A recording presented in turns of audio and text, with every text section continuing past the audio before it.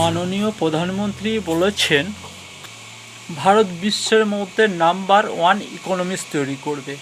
মাননীয় যোগীজি বলেন ভারত এক হিন্দুত্ববাদী হবে, দ্বিতীয় কোনো কথা নয়।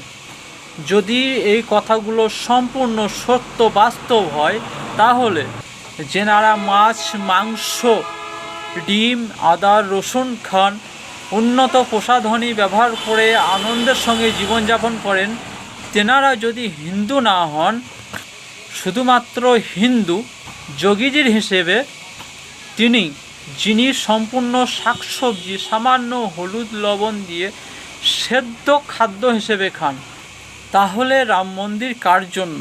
যেনারা পরিদর্শনে যান তেনারা কারা? যেনারা কুম্ভ মন্দিরে এত আয়োজন, কোটি কোটি টাকা, হাজার কোটি টাকা খরচার মেলা, কাদের জন্য? এগুলো তো ছাত্রছাত্রীর শিক্ষার ক্যারিয়ার তৈরি করে না, বরং মেলা ক্ষতি করে। আজ ভারতবর্ষে এত মন্দির তৈরি হওয়া সত্ত্বেও খাসির মাংস 800 টাকা, পোলট্রি 200-র ওপর, একটা পোলট্রির ডিম 8 টাকা। এই প্রশ্নের জবাব কে দেবে? মাছ, মাংস, ডিম ছাড়া কি ভারতে ইকোনমি সম্ভব নয়? এটা কি স্বীকার করবেন মন্ত্রীরা?